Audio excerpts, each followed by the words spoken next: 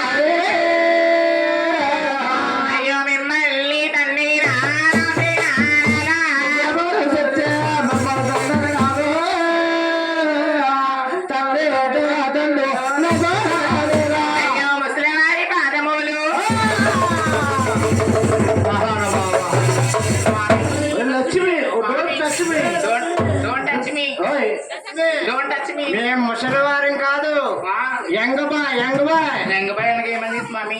ఎంగబాయ మీరు ఎంగగా ఉండడానికి ఏం పుచ్చుకుంటారు? అమృతం అమృతం అమృతం అనగా పొద్దున్నే తీస్తారు తాడి చెట్లు కదా స్వామి. తాడి చెట్లెక్కి మీలాంటి మానవులు తీసుకుంటారు. అది ఇలాంటి మూర్ఖ మానవులు, ఇలాంటి మూర్ఖ మానవులు మేము. మీరు ఆకాశగంగా తీసుకుంటాం. ఆకాశగంగా